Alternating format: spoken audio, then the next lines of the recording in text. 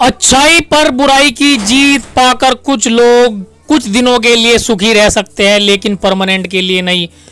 उसी प्रकार से हजूर पिताजी के ऊपर जिन्होंने भी आरोप लगाया है, कुछ ही समय के लिए वह सुखी रह सकते हैं, लेकिन आने वाले टाइम में उन्हें उसका हर्जाना भुगतना पड़ेगा। लेकिन हजूर पिताजी फिर भी सभी के लिए दुआ करते हैं, और एक सच्चे संत का काम भी यही होता है। हजूर पिताजी हमारे संत डॉक्टर गुरमीत राम रहीम सिंह जिनसा जो है प्योर 24 कैरेट की तरह पक्के संत है, जो हमेशा से ही हजूर पिताजी के ऊपर जो बुराई करता है उनके लिए भी हजूर पिताजी हमेशा के लिए दुआ करते हैं। उसी प्रकार से सभी साथ संगत के लिए बहुत इंपॉर्टेंट जानकारी हम लेकर आए हैं। सभी साथ संगत को इसको बड़े ही ध्यान से सुनना है, और इस सूचना को बड़े ही शिद्दत से सभी साथ संगत के पास पहुंचाना है। इस चैनल को सब्सक्राइब कर लेना है, वीडियो को लाइक कर देना है, जिससे हमारा भी मोटिवेशन ऊपर जा सके और आपके लिए हम अच्छी वीडियो बना सके। जी हाँ साथ संगत जी, सभी साथ संगत के लिए इंपॉर्टेंट जानकारी जो हम देने जा रहे हैं, यह इंपॉर्टेंट जानकारी आज आप सभी के लिए बेहद खास होने वाली है, और आप सभी साथ संगत को इससे बहुत बड़ी सीख भी मिलने वाली है। हजूर पिताजी, जैसे कि आप सभी को पता है कि हजूर पिताजी को परमानेंट बुलाने के लिए या पैरोल पर बुलाने के लिए हजूर पिताजी के जो वकील साहिब है वो हमेशा से ही प्रयास करते हैं, लेकिन हजूर पिताजी के लिए जनवरी महीने के लिए क्या इंपॉर्टेंट जानकारी आई है, हम इस वीडियो के माध्यम से सभी साथ संगत को बताने जा रहे हैं। सभी साथ संगत इस वीडियो को लास्ट तक देखना है, बिना स्किप किए चैनल को सब्सक्राइब कर लेना है। सबसे पहले तो मैं यही कहूंगा कि इस वीडियो को लाइक कर दे और कमेंट बॉक्स में हजूर पिताजी के लिए आप प्यारा भरा नारा जरूर लिखे। साथ संगत जी, किस प्रकार से एक सच्चाई पर कुछ समय के लिए जो बुराई की जीत हुई है वो कितने खुश है, और उनको किस प्रकार से आने वाले टाइम में जो है भुगतान करना पड़ सकता है, तो हम सभी साथ संगत को जो है इस कहानी के माध्यम से सुनाने जा रहे हैं। सभी साथ संगत को इस कहानी को भी बड़े ही ध्यान से सुननी है। साथ संगत जी, गोलू नाम का एक लड़का था जो सरकारी स्कूल में पढ़ता था। उसको अपने मास्टर जी से क्या था कि बहुत अच्छे कहानी सुनने का शौक था। उसको अपने मास्टर जी बहुत अच्छे लगते थे। वो क्लास के सब बच्चों क्या करता था कि कभी कभी कहानी सुनाते देखता था कि जब जो है कहानी सुनाते उनके टीचर लोग, तो क्या होता था, सभी साथ संगत को जो हम ये जानकारी बताने जा रहे हैं, सभी साथ संगत कृपया करके इस वीडियो को लाइक कर दे, क्योंकि यह जो जानकारी होने वाली है सभी साथ संगत के लिए बहुत इंपॉर्टेंट जानकारी होने वाली है। साथ संगत जी, क्या करता था कि गोलू जो है कहानी सुनता था अपने टीचर से। टीचर जो है उनके जो टीचर थे बहुत ही अच्छी कहानी सुनाते थे। तो गोलू क्या है कि एक कहानी बहुत अच्छी लगी थी, जो थी कि भाई बुराई पर जो है सच्चाई की जो जीत होती है वो थोड़ा लेट होती है। लेकिन इसी बीच एक कहानी जो है उनके टीचर ने ऐसी सुनाई थी कि जो है वो इसके अपोजिट थी, कि भाई जो है बुराई की जीत हो गई है सच्चाई के ऊपर।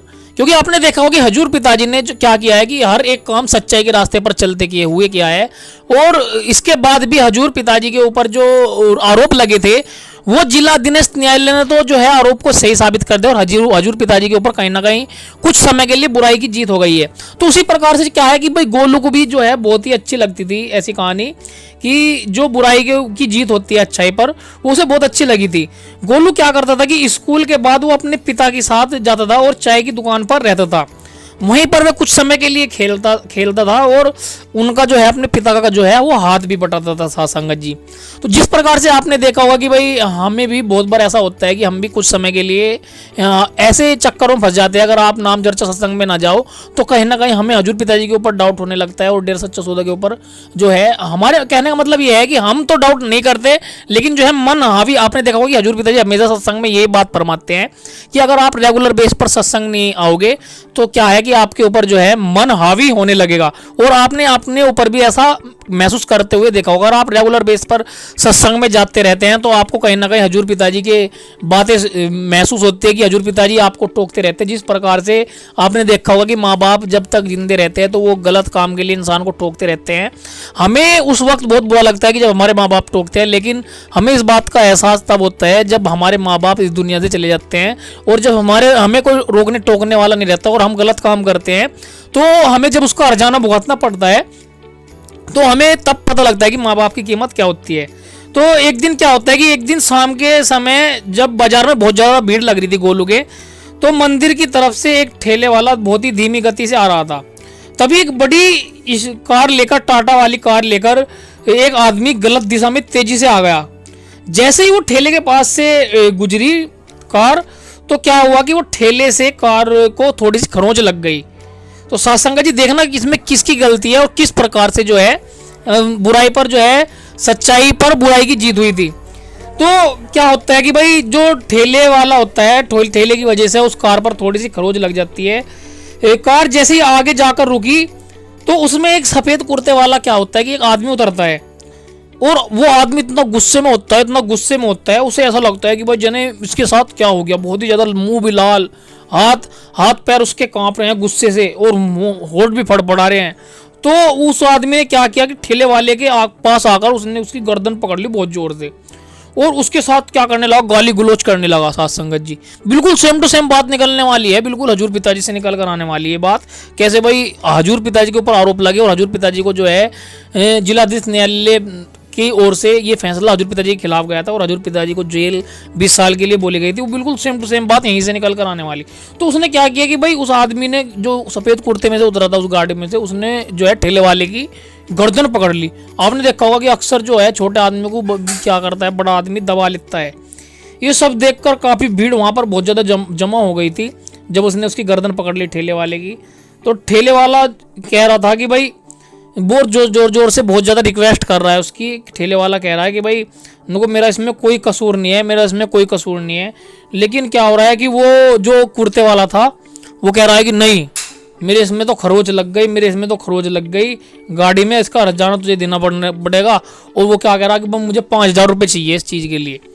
भाई अब वो गरीब आदमी बेचारा 100-200 रुपये कमाने वाला आदमी है, तो क्या कर रहा है वो उसकी रिक्वेस्ट ही कर सकता है कि भाई यार मेरा तो बहुत बड़ा परिवार है, अब मैं क्या करूँ इसका। तो वो क्या है मान नहीं रहा।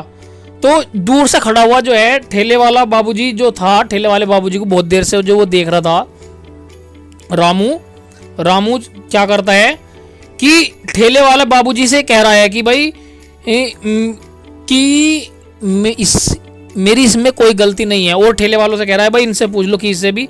पर भीड़ में कोई भाई किसी की भी कुछ नहीं सुन रहा था। ये सब जो है कि गोलू पीछे से देख रहा था। उसने सोचा कि वो सबको सच बताएगा कि गलती भाई कार वाले की है। कार वाला बहुत ही स्पीड से आ रहा था और जो है ठेले वाला बहुत ही आराम से जा रहा था और कार वाले की इसमें सारी गलती। तो जैसे ही वो क्या है कि भाई बताने के लिए दौड़ा, तो भीड़ में अपनी बात करने के लिए जैसे ही वो आगे बढ़ रहा था तो उसके बाबूजी ने उसका हाथ थामा और गाल पर एक तमाचा दिया। तो उस बात से क्या है कि भाई वो बात वहीं पे दम गई, जबकि गोलू ही देख रहा था और किसी को इस बारे में कुछ मालूम नहीं था। तो क्या होता है कि उसकी दुकान, जो गोलू की दुकान थी, उसकी तरफ उसके बाबू ने उसको जो है खींच लिया कि कोई नहीं, हमारे साथ थोड़ा ही हो रहा है, ऐसा जो हो रहा है सामने वाले ठेले वाले के साथ हो रहा है। हालांकि जो है उसे गोलू को और उसके पापा जी को क्या है उसका साथ देना चाहिए था। तो साथ संगत जी कहीं ना कहीं जो है कि अगर हम इस चीज़ को अनदेखा करते हैं तो कहीं ना कहीं जो है एक ना एक दिन हमारे साथ भी ऐसा हो सकता है। तो इसलिए सभी साथ संगत से हाथ जोड़कर विनती करना चाहते हैं, भाई आप जहाँ पर भी कोई गलत होता है तो उसको जो है उसके खिलाफ आवाज़ उठानी चाहिए और सही को सपोर्ट करना चाहिए। सभी साथ संगत को अगर इससे कुछ सीखने को मिला है तो सभी साथ संगत को वीडियो को लाइक करके इस बात की सहमति प्रदान करनी है कि हाँ हजूर पिताजी भी हमेशा से जो सच्चाई के साथ खड़े हैं और सच्चाई के साथ ही हजूर पिताजी रहते हैं। और हमें हजूर पिताजी के सपोर्ट के लिए जहाँ पर भी हजूर पिताजी की अच्छाई की चर्चा होती है वहाँ पर वीडियो को लाइक करके ज़्यादा से ज़्यादा लोगों तक पहुँचाना चाहिए, जिससे ज़्यादा से ज़्यादा लोग हजूर पिताजी के साथ जुड़े और अच्छाई का बोलबाला और अच्छाई का प्रचार हो। सभी साथ संगत से हाथ जोड़कर विनती करना चाहते हैं इस वीडियो को भी लाइक कर दे और चैनल को सब्सक्राइब नहीं किया तो इस चैनल को सब्सक्राइब कर ले, क्योंकि हजूर पिताजी की वो इंपॉर्टेंट जानकारी हम सभी साथ संगत को देते रहते हैं चैनल के माध्यम से, न्यूज़ के माध्यम से, जो हजूर पिताजी के लिए सही होती है। तो सभी साथ संगत को वीडियो को लाइक करके ज़्यादा से ज़्यादा साथ संगत को शेयर कर देना है। चैनल को सब्सक्राइब नहीं किया तो इस चैनल को सब्सक्राइब कर लेना है और कमेंट बॉक्स में हजूर पिताजी को नारा जरूर लिखना है। चलिए स्टार्ट करते हैं हजूर पिताजी के आज के वचन। तो आज का जो भजन है, आओ सत्संग मां खुदरो थाने बेरो पड़सी रे, आओ सत्संग मां संत सत्संग मां साचरो खुलासो करसी रे, आओ सत्संग मां। सत्संग, जैसा इंसान संग करता है वैसा रंग लाजमी चढ़ता है।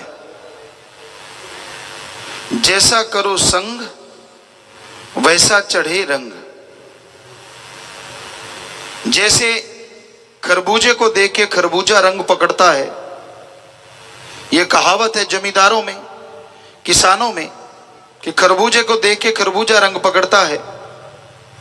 उसी तरह इंसान जैसा संग करता है, जैसी सोहबत करता है, वैसा उसके ऊपर असर लाजमी होता है।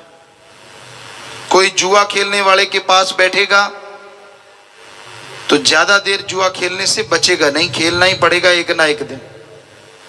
कोई नशेड़ी का संग करेगा तो वो भी कभी ना कभी नशा जरूर करेगा। कोयले की खान में जाओ तो कालिक से बच नहीं सकते। नमक की खान में जो कोई जाता है तो नमकमय हो जाता है।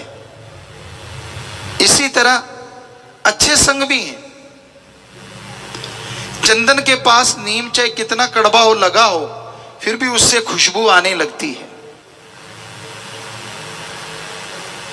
बदबूदार शराब, गंदे नाले जब गंगा जी में गिर जाते हैं तो वो बदबूदार शराब या गंदे नाले नहीं कहलाते, बल्कि वो गंगा जल बन जाते हैं। तो इसी तरह आप जैसा संग करते हो वैसा रंग लाजमी चढ़ेगा। बुरा संग कभी ना करो। एक शेर आपकी सेवा में अर्ज करते हैं। अगर पास अग्नि के बैठोगे जाकर तो उठोगे एक दिन कपड़े जलाकर। अगर पास अग्नि के बैठोगे जाकर तो उठोगे एक दिन कपड़े जलाकर।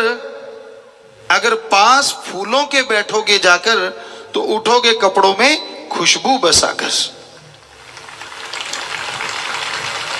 आप किसी दिन आग के पास बैठ जाते हो, हवा तेज चलती है, आपका कपड़ा उड़ता है, आग पे लग जाता है, तो आग ने कपड़े को जला देना है। किसी और दिन फूलों के ढेर के पास बैठे हो, हवा तेज चलती है, कपड़ा फूलों के ऊपर लग जाता है, तो फूलों ने आपके कपड़ों में खुशबू भर देनी है। इसी तरह अगर बुराई का संग करोगे तो वो आपकी जिंदगी की खुशियों को तबाह बर्बाद कर देंगी।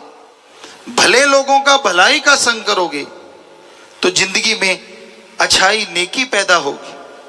और अगर सत्संग करोगे, जीते जी गम दुख दर्द चिंता परेशानियों से मुक्ति और मरणोपरांत जन्म मरण से मुक्ति जरूर मिल जाती है। कि आपके अंदर भगवान ने घनी ताकत भर रखी है, पर वो दबी हुई है, जैसे दूध में घी है पता ही नहीं, धरती में पानी, फूलों में खुशबू, सरसों तिलों के दानों में तेल। पर ये जब ज्ञान हो जाए कि ऐसे जाग लगाने से दूध जम जाएगा, उसको बिलोएंगे तो मक्खन आएगा, गर्म करेंगे तो छाछ अलग और घी अलग हो जाएगा, तो घी मिल गया। वैसे ही भगवान ने सबके अंदर आत्म बल, हरि रस, अमृत, आबो हयात लबालब भर रखा है। पर ये राम नाम की जब तक जाग नहीं लगाते, ये हरि रस पैदा नहीं होता। और ये अमृत, ये हरि रस जब आदमी अंदर से चख लेता है, अंदर से ले लेता है, तो जन्मों जन्मों के पाप कर्म कट जाते हैं और भगवान की कृपा दृष्टि के काबिल इंसान बनता चला जाता है। तो सत्संग में आओ, सुनो और अमल करो, तो भाई आपके जो बिगड़े काम हैं वो संवर जाएंगे। जो बुराइयां हैं वो आपकी धीरे धीरे दूर हो जाएंगी। और जैसे जैसे आपके अंदर से बुराइयां दूर होंगी, जैसे जैसे आप पवित्र होंगे, वैसे वैसे भगवान के नूरी स्वरूप के दर्शन होने शुरू हो जाएंगे। और भगवान के दर्शन से क्या होता है? उसकी कृपा दृष्टि मिलती है, उसकी दया में रहमत मिलती है, और इंसान अंदर बाहर से खुशियों से माला माल हो जाता है। तो आपसे यही प्रार्थना है, यही विनती है कि आप सत्संग पूरा सुनो और अमल करो। यकीन मानो आपके अंदर की बेचैनियां, आपके अंदर के गम, दुख, दर्द, चिंताएं धीरे धीरे दूर होती जाएंगी और आप मालिक की कृपा दृष्टि के काबिल बनते जाएंगे, लायक बनते जाएंगे। तो संतों का काम जीवों को बताना है, जीवों को समझाना है। जो मान ले उसका भला होता है और जो नहीं मानता, संत तो भला ही मांगते हैं पर हर किसी को अपने कर्मों का फल भोगना पड़ता है। आपकी जगह पे आपके माता पिता, बहन भाई, बेटा, पति पत्नी कोई कर्म नहीं उठा सकता। कर्म कोई आपके काट सकता है तो राम का नाम। संत, पीर, फकीर वो भगवान से प्रार्थना करके, विनती दुआ करके आपके कर्मों का बोझ हल्का करवा सकते हैं, वरना जैसा बोओगे वैसा काटोगे।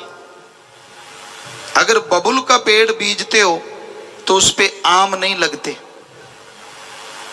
तो भाई उसमें तो बड़ी सूड़े आएंगी। कर्म अगर खोटे करते हो, बुरे करते हो, तो आने वाला टाइम, आने वाला समय आपके लिए बुरा होगा ही होगा। इसलिए बुरे कर्म ना करो। कई आदमी कहते हैं हमने तो बुरा कर्म किया ही नहीं, हमने तो खोटा कर्म किया ही नहीं, फिर भी दुखी हैं, फिर भी परेशान हैं। उसका कारण है संचित कर्म, जन्मों जन्मों के इकट्ठे हुए पाप कर्म जो इस शरीर को भोगने पड़ते हैं। और इस शरीर में जब वो कर्म भोगने पड़ते हैं तो आपकी की गई मेहनत खाक हो जाती है। जो गांव में कहा जाता है मैं सोने को हाथ डालूं तो राख हो जाता है, वो पाप कर्मों की वजह से है। और संचित पाप कर्म कटते हैं भगवान के नाम से। सुमरन करो, मेहनत करो। तो क्या लिखा है हमारे हिंदू धर्म में, हिम्मत करे अगर इंसान तो सहायता करे भगवान। इस्लाम धर्म में हिम्मते मर्दा मददे खुदा, बोली का फर्क कि आप हिम्मत करो, भगवान मालिक आपकी मदद जरूर करेंगे। तो हिम्मत करना, मेहनत करना इंसान को भगवान ने ताकत दी है। तो आप हिम्मत कीजिए, अच्छे कर्म कीजिए, मालिक से मालिक को मांगो,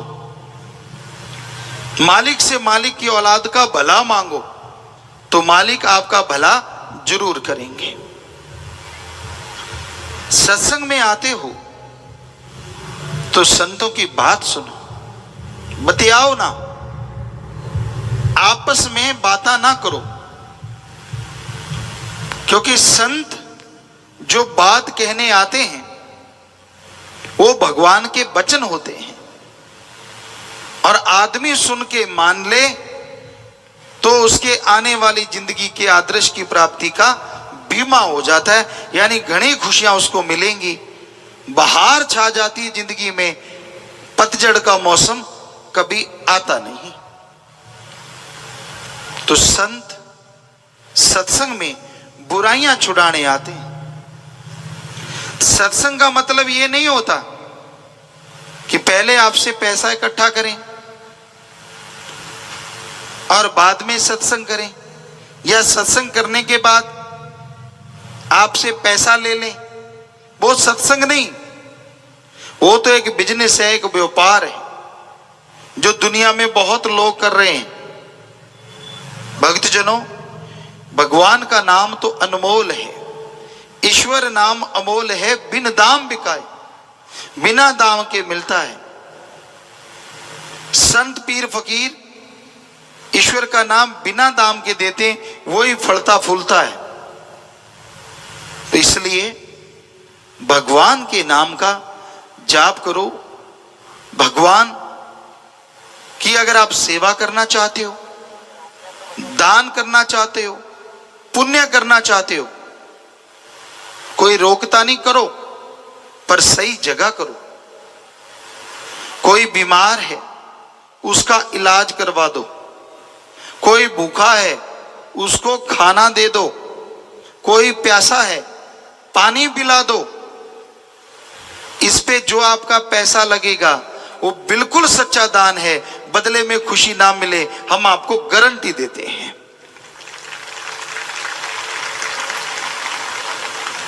और आप कहीं भी पैसा चढ़ा देते हैं तो हमारे जैसे लोग चढ़ाते हैं और हमारे जैसे उठा के खा जाते हैं। भगवान के पास तो एक नया पैसा नहीं जाता। क्या आपने देखा है भगवान को पैसा उठाते?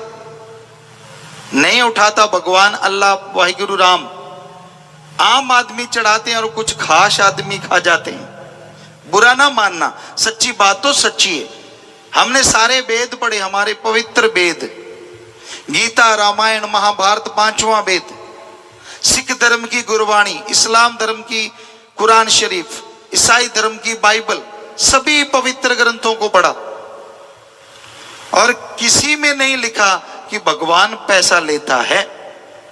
सारे धर्म कहते हैं भगवान तो देता है, इतना देता है कि झोलियां छोटी पड़ जाती हैं और उसकी कृपा दया में रहमत मूसलाधार बरसती रहती है। पर हैरानी है, आज आदमी भगवान को पैसे से खुश करना चाहता है। हमें किसने बनाया? भगवान ने। और पैसा किसने बनाया? आदमी ने। और आदमी को भगवान ने बनाया।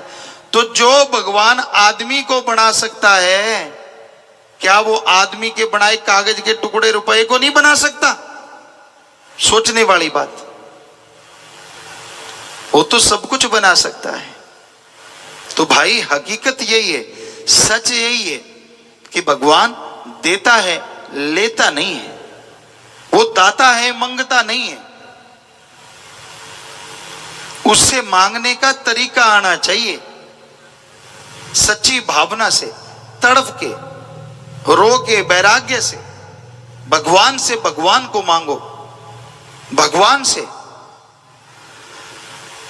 अच्छे कर्म के लिए ताकत मांगो, तो यकीनन वो आपको ताकत देगा, यकीनन वो आपको शक्ति देगा और उसके सहारे ही आप भगवान की कृपा दृष्टि के काबिल बनेंगे और दया में रहमत से माला माल हो जाएंगे।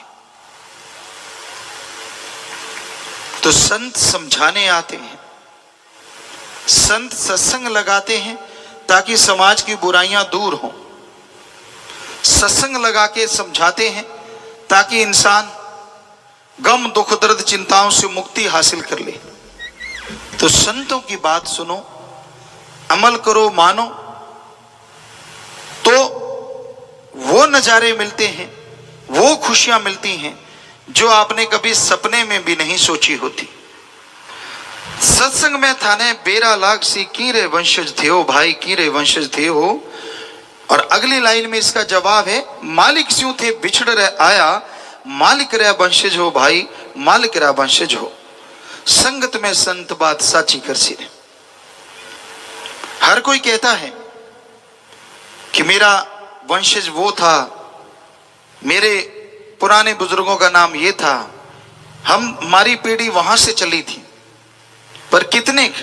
कोई 10, कोई 20, कोई 100, कोई 200 बुजुर्गों का बता सकता है। पर असलियत में हम किसके वंशज हैं? हमारे धर्मों की बात जो कि 100% सच है, उसके अनुसार देखें तो हम उस ओंकार के वंशज हैं जिसने ब्रह्मा जी, विष्णु जी, महेश जी को बनाया। कहते हैं ये जो शरीर बने, संभ्य मनु, हिंदू धर्म में ब्रह्मा जी के बच्चे संभ्य मनु और औरत सतरूपा, उसकी औलाद हैं हम सारे के सारे। और इस्लाम धर्म की माने तो वो कहते हैं आदम और हव्वा की औलाद है, आदमियत। सिख धर्म की माने तो एक ओंकार, वो भगवान, वो वाहिगुरु, वो राम जिसका कोई आकार नहीं, पर उसके बिना किसी का कोई आकार नहीं, सारे उसी से बन के आए हैं। ईसाई धर्म की माने तो द सुप्रीम पावर गॉड, वो भगवान, वो मालिक कि हम औलाद हैं, इंसानियत हमारी जात है। तो हम सब उस परम पिता परमात्मा के, परम शक्ति के वंशज हैं। सबके सब भाषा अलग हो गई, महापुरुष आए, वो जो भाषा बोलते थे उसके अनुसार हिंदू, मुस्लिम, सिख, ईसाई और भी अलग अलग धर्म बने। पर पानी को जल कह दो, वाटर, वाशर, आब, नीलू, नीरू, अने, तो पानी का नाम बदलने से क्या पानी का स्वाद या रंग बदलेगा? नहीं बदलता। सोचने वाली बात, छोटा सा पानी, उसका नाम बदलने से अगर वो नहीं बदलता तो भगवान का नाम बदलने से भगवान कैसे बदलेगा? हमारी भाषा बदल जाने से हमारी जात कैसे बदल जाएगी?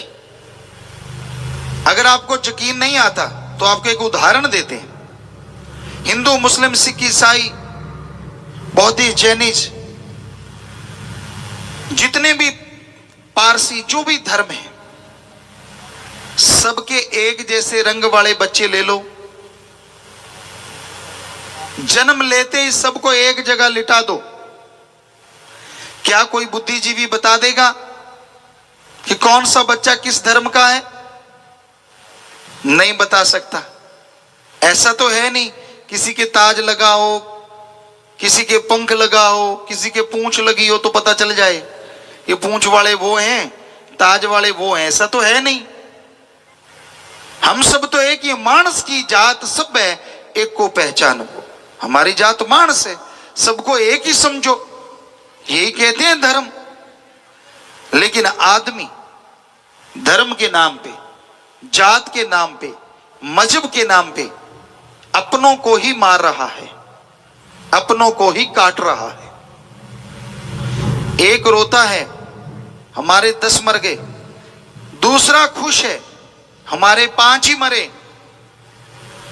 ऐसा हमें मिला महाराष्ट्र में 90s में। हम सत्संगे करने गए, शायद ये 96 से सत्संगे करते करते आगे गए, तो ऐसे रोते हुए मिले। हमने कहा बड़ा दर्द होता है हमें, आप अपने 10 के लिए रो रहे हो, आप 5 के लिए रो रहे हो। अरे 15 के 15 ही इंसान मरे, 15 के लिए कोई भी नहीं रोता।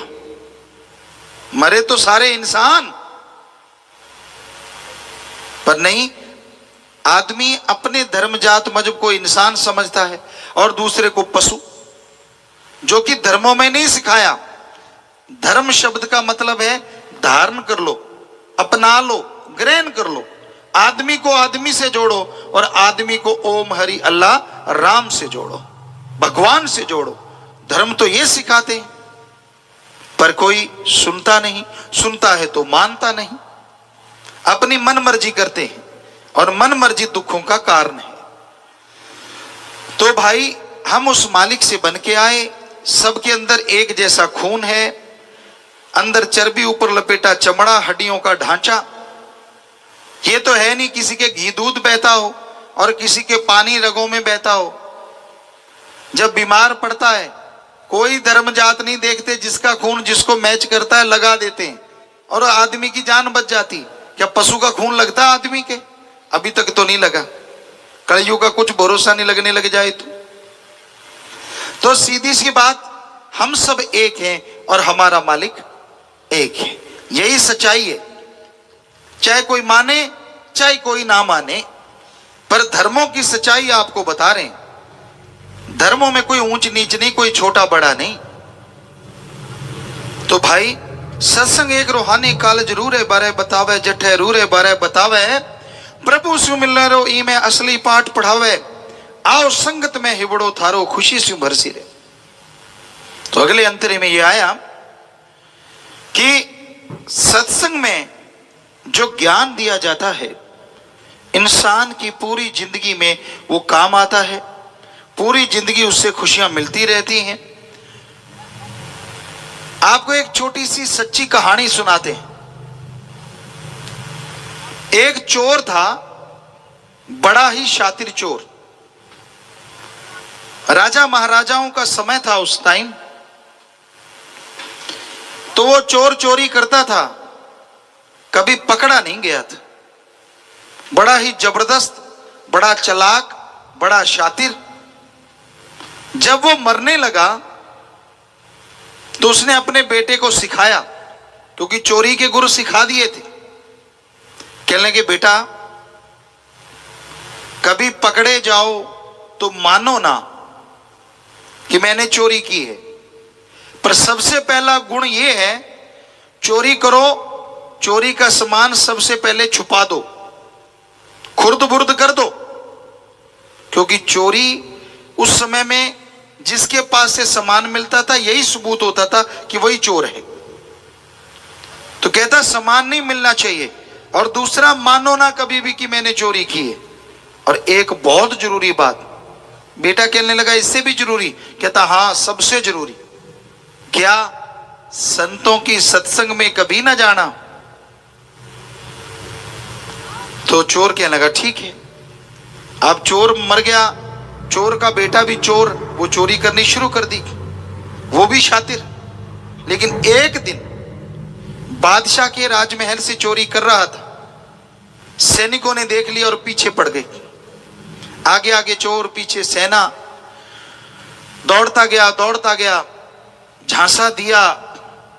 एक जगह इकट्ठ था, उसने देखा एक भोली सी माता, उसके नैन नक्श को दिमाग में बिठा लिया, उसके थैले में हीरे जवाहरात डाल दिए, सामान खुर्द बुर्द कर दिया और अंदर चला गया। ये अंदर क्या जा रहे हैं लोग, क्यों जा रहे हैं? देखा तो आगे संत बैठे हैं, सत्संग कर रहे हैं। तो कानों में उंगलियां दे ली कि बापू ने कहा था सत्संग नहीं सुनना। अब आदमी की आदत है, आदमी को कह दो इधर मत देखो, कुछ देर तो नहीं देखेगा, बाद में देखेगा जरूर उधर है क्या जो मुझे रोका है, आदत है। तो चोर के भी दिल में है, यार ऐसा संत क्या कहते हैं जो बापू ने रोका कि इसकी बात नहीं सुननी। उसने कानों में से उंगलियां निकाली, संतों के वचन आए, देवी देवताओं की परछाई नहीं होती। उसने कानों में फिर उंगलियां दे ली, कानों में उंगलियां दे ली और चुपचाप बैठ गया। बाहर निकला जब, सेना ने पकड़ लिया, क्योंकि सैनिकों ने देखा था कि ऐसा हुलिया है, ऐसा आदमी है। पकड़ के ले गए राजा के पास। राजा ने पूछा क्या भाई इसके पास सामान मिला? कहते ना जी बादशाह, इसके पास सामान तो नहीं है। कहने लगा फिर? कहते जी हमने इसको खुद देखा है दौड़ते हुए, पांव देखो इसके हैं, पर सामान नहीं है। वो चोर से पूछे, चोर माने ना, कहता मैंने तो चोरी की ही नहीं, मैं तो वैसे ही घूम रहा था इधर, पैरों के निशान है तो क्या हो गया। अब बड़ा चक्कर पड़ा, जैसे पूछना चाहते थे सैनिकों ने पूछा, पर वो माना नहीं। राजा की जासूस हुआ करती थी, लड़कियां भी लड़के भी। एक बहुत तेज थी, कहने लगी बादशाह मुझे पता है चोर कैसे मानेगा, मैं मना लूंगी सच। बादशाह कहने लगा कैसे? कहने लगी ये देवी को मानते हैं चोर, और मैं देवी बन के जाऊंगी, हो ही नहीं सकता कि चोर झूठ बोले। बादशाह कहने लगा बात तो तेरी सच्ची है।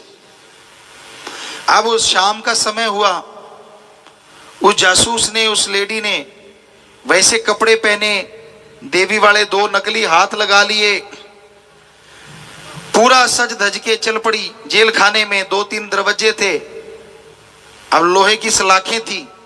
चोर देख रहा है कौन आ रहा है, कोई औरत, मसाले थोड़ी थोड़ी जग रही थी। कि लगा ये तो भाई कोई अलग औरत है।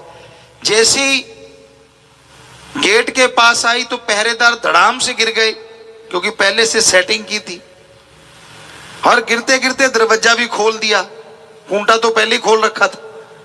चोर ने कहा तेरी ये तो माता है। देखो पहरेदार बेहोश हो गए और गेट अपने आप खुल गए। अब दूसरे गेट पे पहुंची, वहां भी वैसा ही हुआ, पहरेदार गिर गए, गेट अपने आप खुल गए। तीसरा गेट भी ऐसे ही खुला, और वो माता बनी जासूस पहुंच गई चोर के पास। चोर ने पांव पकड़ लिए, रोने लगा, ओ मां, मैं इतना पापी, आपने इतना ही कृपा की, इतनी दया की, आप मेरे पास आ गई। मां कहने लगी, और बेटा, तेरा दुख मेरे से देखा नहीं गया, तेरा दुख दूर करने आई हूं। चोर तो रो रो के बुरा हाल, क्योंकि वो देवी का भगत था।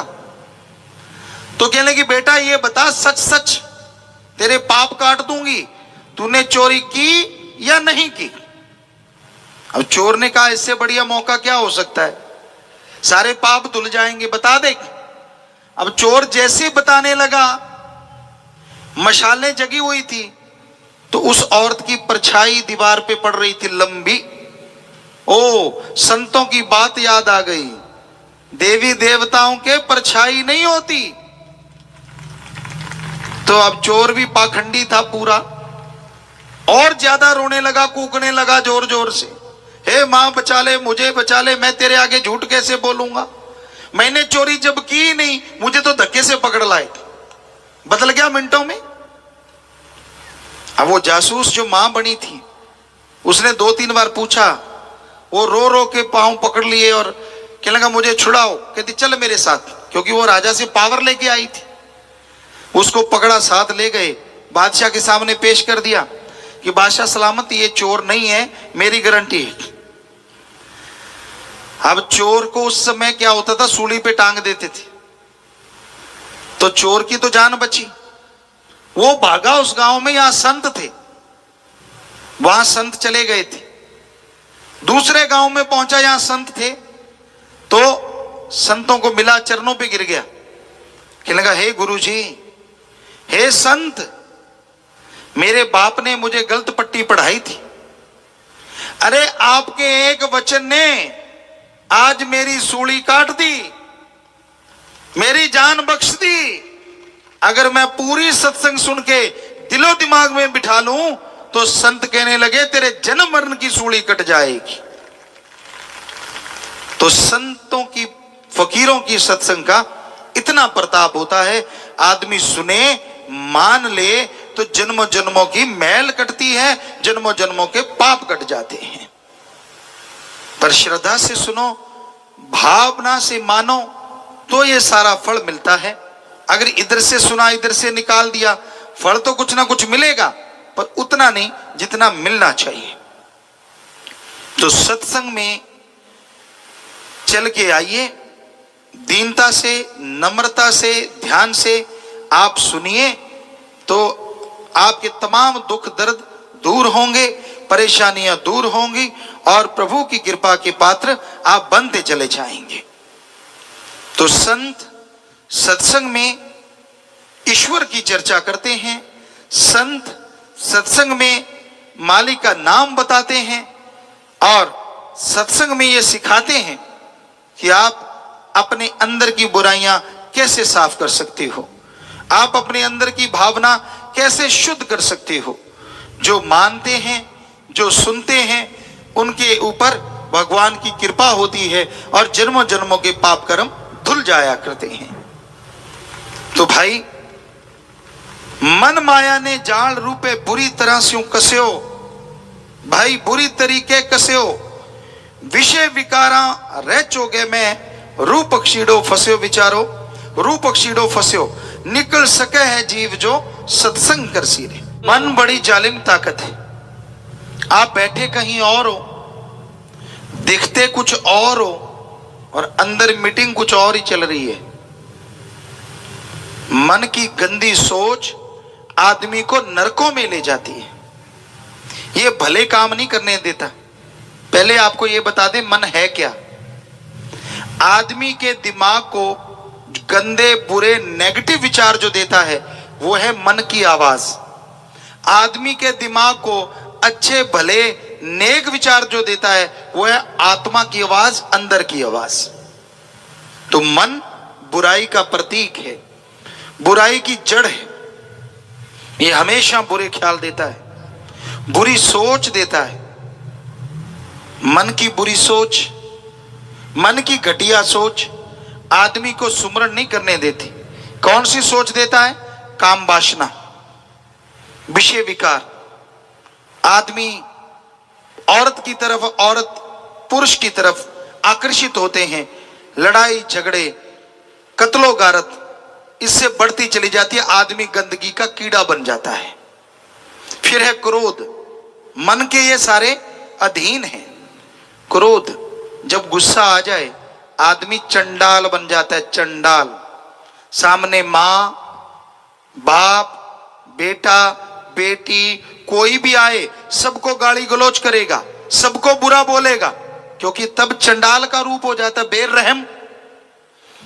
तो जितना टाइम क्रोध में जला वो श्वास खत्म, बाद में उसके लिए रोएगा मैंने ऐसा क्यों किया, वो श्वास खत्म, बर्बादी हो गई। फिर है लोभ। लोभ लालच। लोभ है सर्व पाप का बाप। लोभ लालच जब आ जाता है तो आदमी पाप करता चला। ना भाई भाई को मार देता है, बाप बेटे में झगड़े शुरू हो जाते हैं, सिर्फ लोभ लालच की वजह से। मोह ममता, आज के युग में मोह ममता बहुत छाया हुआ है। अपनों तक सीमित हैं लोग, अपने अलावा कोई दूसरा या दूसरे की सेवा करता है तो मालिक का प्यारा, वरना अपनों तक अपने लिए बना लिया, बच्चों के लिए, पर आगे से आगे, आगे से आगे बनाना गलत नहीं है, पर किसी का हक मार के बनाना, किसी का मुंह का निवाड़ा छीन के बच्चों को खिलाना, वो धीमा जहर होता है, हरी रस अमृत नहीं बनता। और फिर है अहंकार। किसी को ऊंचे धर्म का, किसी को ऊंची जात का, किसी को किसी गुण का, किसी को राज पहुंच का, किसी को अपनी औलाद का, किसी को धन दौलत का, और अहंकार को मार पड़ती आई। रावण से बड़ी मिसाल कोई नहीं है। रावण बहुत बड़ा इंसान था सीता जी के उठाने से पहले। हालांकि वो राक्षस था, बहुत बुरे कर्म भी करता था, लेकिन उसके अच्छे कामों की तरफ अगर ध्यान दें तो वो सूरज की रोशनी से खाना बना लेता था, चंद्रमा की रोशनी से खाना बना लेता था, जब चाहता था जहां चाहता था बरसात करवा देता था, एटम परमाणु बम कंधे पे टांग के रखता था, चारों वेदों को उसने तुकबंदी की थी, चारों वेदों का टीकाकार पंडित कहलाता था, सफल राजनीतिज्ञ था, लेकिन अहंकार किया, सफल क्लौन गया था। जो पढ़े लिखे सज्जन बैठे उनको बताएं, रावण के 3 या 5 ही बेटे थे, बाकी सब क्लौन से बनाए थे।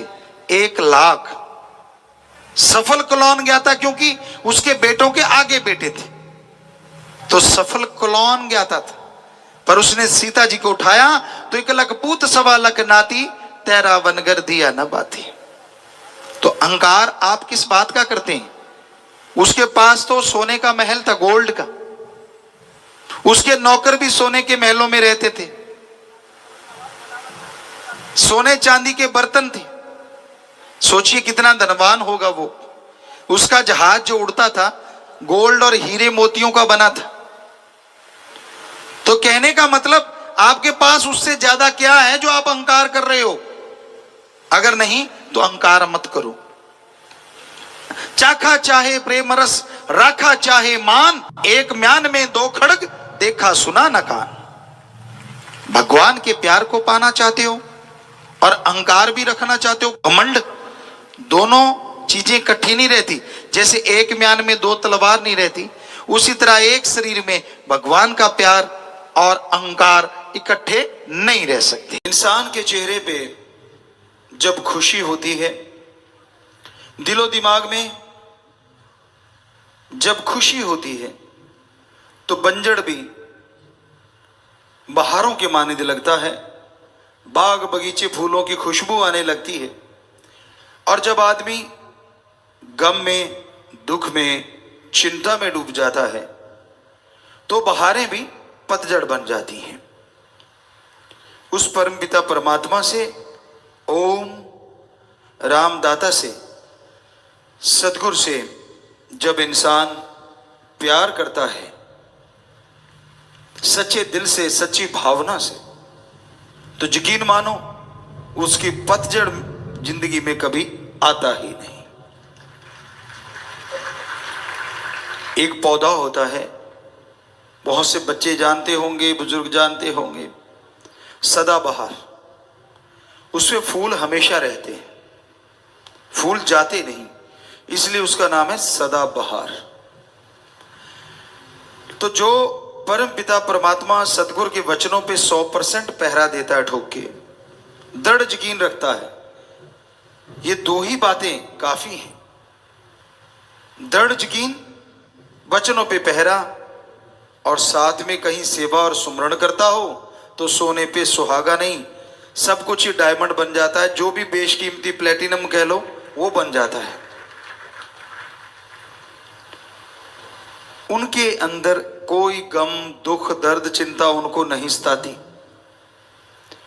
संत फकीर ऐसे होते हैं जो सबके लिए जागते हैं, सबके लिए दुआएं करते हैं, ताकि हर मालिक का औलाद खुश रहे, सुखी रहे।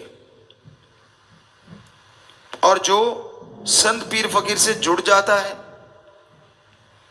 अगर वह वचनों को मानता रहे, अपनी ईगो, अपने अहंकार को एक साइड में रख के वचनों पे माने, वचनों को मानता हुआ उस पे चले, तो यकीन मानो उसकी जिंदगी में वो सदाबहार वाली बात बनी रहती है। सुख दुख की तमीज नहीं रहती उन लोगों को जो सच्चे दिल से अपने सतगुरु मौला के वचनों को फॉलो करते हैं या मानते हैं। गुरु को मानना एक अलग बात है, गुरु की मानना और गुरु को मानना, ये दोनों सबसे बड़ी बातें होती हैं। गुरु कभी भी अपने लिए पर्सनल कुछ करने को नहीं कहता, बल्कि वो तो सबके बोझ उठा के सबको मुस्कुराने की वजह देता है, सबको खुश करने के लिए हर वचन कहता है, हर किसी की जिंदगी से दुख, दर्द, चिंता, परेशानियां मिट जाएं, इस तरह की बातें समझाता रहता है। किसी का भी दिल दुखे संत कभी भी कल्पना नहीं कर सकते।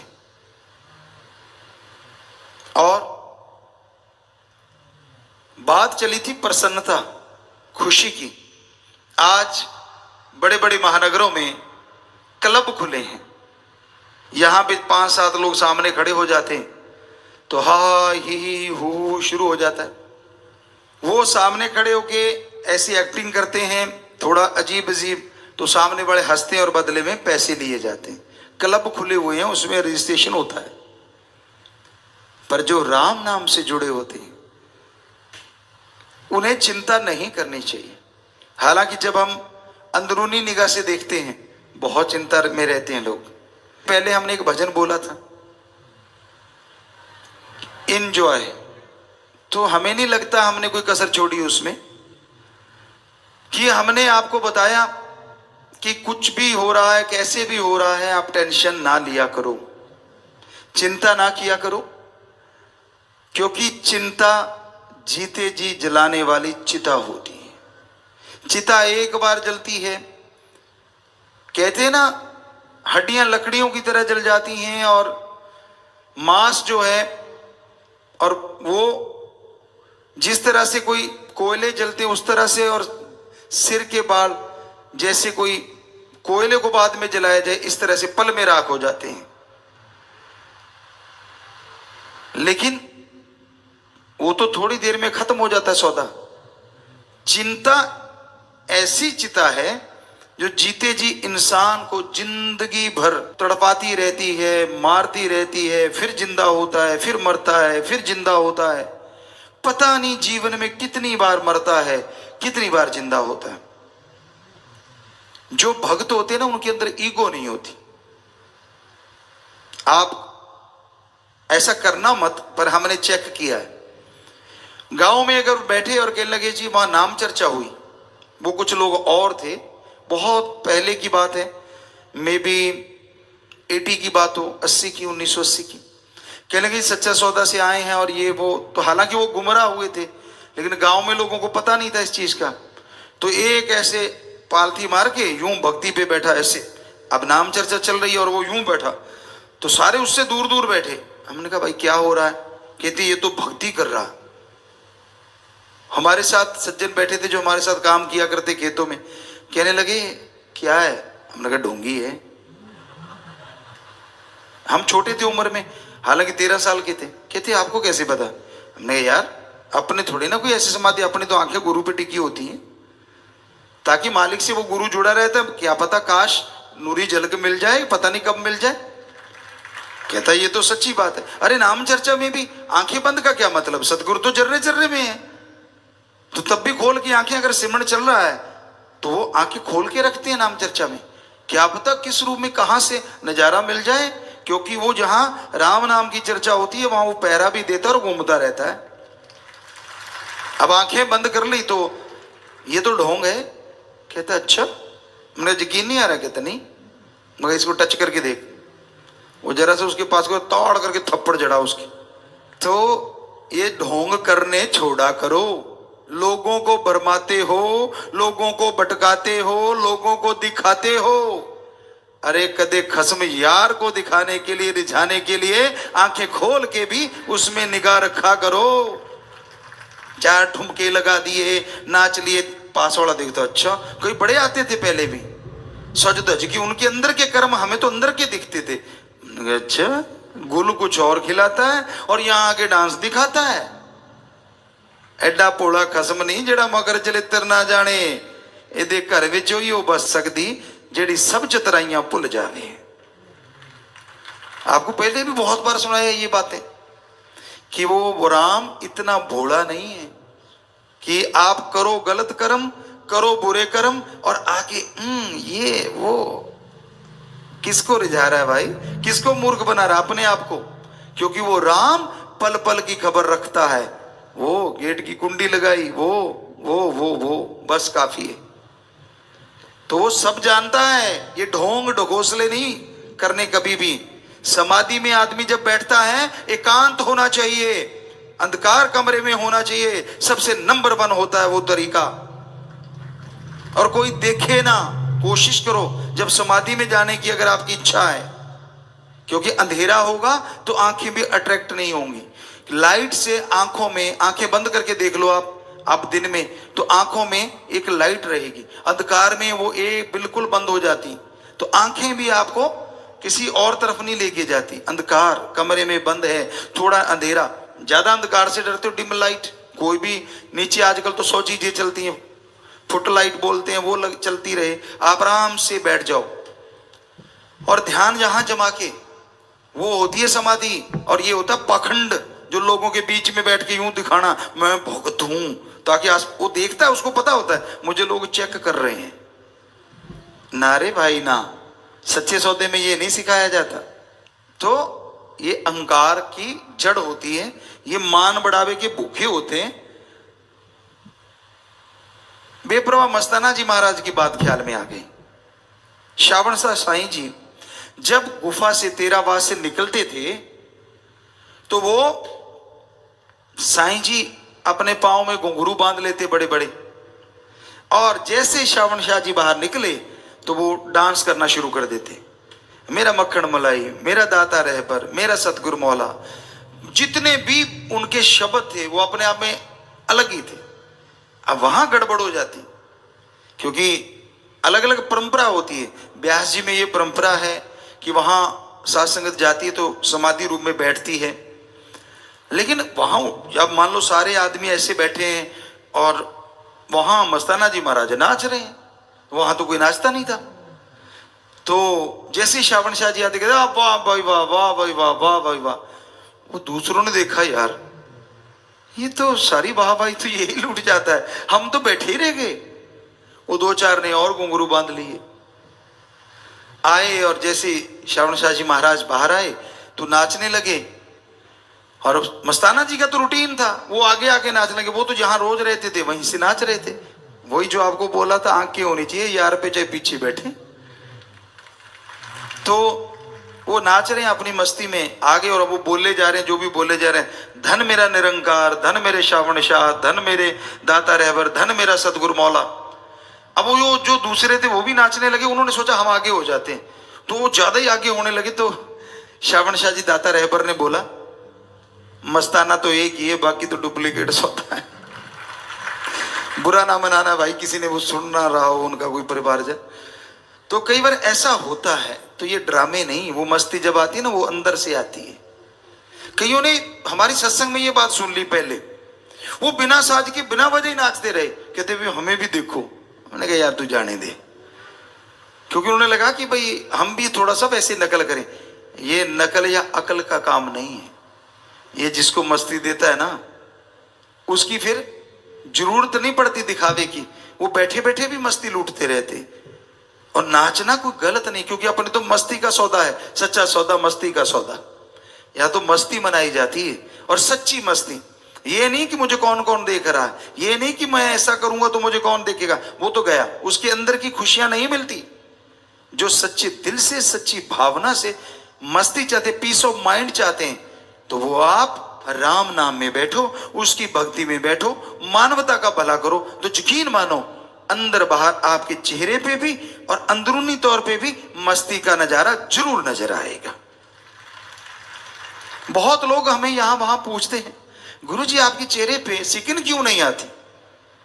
हमने कहा हमारा यार दोनों जहां का मालिक है और वो जानता है, इसलिए वो सिकिन नहीं आने देता किसी भी स्थिति में, इसलिए सिकिन नहीं आती। वरना ये शरीर तो वही है जो सबका है, इंसानी शरीर है, पर दृढ़ यकीन है अपने सदगुरु शास्त्र नाम शाह मस्तान दाता रहबर पे, था, है, हमेशा रहेगा। हमें किसी को वो चिट देने की जरूरत नहीं है। वहीं पे फिर आते हैं कि जब आप सत्संग में बैठते हो, राम नाम में आके बैठते हो, तब ये ध्यान रखा करो कहीं आप दिखावा तो नहीं कर रहे, कहीं ढोंग ढकोसला तो नहीं कर रहे। कोई सेवादार लगे आपको, ये तो बड़ा वो है, ये तो बड़ा आगे बैठता है, ये तो पीछे बैठता है। क्या उसके लिए जिंदगी लगाई है आपने? क्या उसको देख के राम नाम से जुड़े हो? कहां है दिमाग आपका? कहां मन आप पे हावी हो जाता है? हमने तो अपने एक ही यार को देख के यारी लगाई थी, और वो शास्त्र नाम शाह मस्तान। आज भी वही दिखता है। हम तो जिसमें निगाह घुमाते हैं वो बैठा हंस रहा है, मुस्कुरा रहा है, इसलिए तो आज हंसी वाली बात शुरू कर दी। हालांकि आप कईयों के 4:40 बजे हुए थे, लेकिन हमें तो 10-10 ही लगते हैं जिधर भी देखते हैं, क्योंकि मेरा यार, मेरा सतगुरु सबके अंदर बैठा मुस्कुरा रहा है। आपको नजर नहीं आ रहा तो सिमरण किया करो ना, सेवा किया करो। बैठा आप में गजब है, हर जगह बैठा है, कण कण में बैठा है। तो आप ये मत देखा करो कौन कैसा है, कैसे चलता है, कैसी सेवा उसकी। सब ढकोसला हो सकता है और सारे सच्चे भी हो सकते हैं, बहुत ही बढ़िया सेवादार है हमारे, पर कोई कोई ऐसा भी है, वरना हम ये बात कभी ना कहते। सारे अच्छे सेवादार हैं। 100 में से अगर 90-95% भी ऐसे नहीं है, तो इससे हमारे से लक्की कोई हो ही नहीं सकता जिसके बच्चे इतने अच्छे हैं, वो भी इतने घोर कलयुग में। वरना डुप्लीकेट ड्रामे चल रहे हैं। हमें बार बार इसलिए कहना पड़ता है क्योंकि ऐसा करने वाले बहुत हैं। वो खसम पल पल की खबर रखता है। फिर अगर ऐसे हो गए तो फिर मत कहना ऐसे क्यों हो गए, क्योंकि अगर आप आशिकी दिखाते हो तो आशिकी पे खरे भी तो उतरो, पक्के भी तो बनो। दिखावा नहीं, ढोंग नहीं, ये नहीं चलता ज्यादा देर। ठीक है, आपको आज नहीं जच रहा, तब पूछेंगे जब कोई 4 लोग ना उठा के ले आए कि पिताजी बीमार हो गया। मालिक ना करे ऐसा हो, इसलिए आज आप बोल रहे हैं। अच्छा है अब भी मन को समझा लो, अच्छा है अब भी अपने आप को बदलो, छोड़ दो दिखावा कुछ और, कर्म कुछ और, दिखने में कुछ और, बोलने में कुछ और अंदर कुछ और। छोड़ दोगे, यकीन मानो सुखी रह लोगे। सिकिन नहीं आएगी चेहरे पे। अगर 100% गुरु से प्रीत लगी है, गुरु बिना दूसरी बात ही नहीं आती। गुरु की निंदा सुनना तो दूर की बात, अगर चस्के लेके सुनते हो या ऐसे लोगों की सोबत करते हो तो फिर मुश्किल है चेहरे पे नूर रह पाना। इसलिए हाथ जोड़ के विनती है, बुरा ना मनाओ। एक माँ बाप की तरह कह रहे हैं, हम कौन सा कुछ गलत कह रहे हैं, सच्ची बात कह रहे हैं जो कि बेहद कड़वी होती है। कड़वी तो गुनैन भी होती है। पुराने टाइमों में, आजकल शुगर कोटेड आ गया, हमारे जमाने में मान लो 70-72 में ये देखा करते थे, बड़ी कड़वी गुनैन आती थी और वो लिक्विड होती थी। और क्या करते थे, पंजाबी च कहते तौड़ी वाला दूध, सारा दिन कड़ता रहता था। उस दूध को ठंडा करके और उसमें बहुत सारी चीनी डाल देते थे ताकि बिल्कुल चाशनी बन जाए।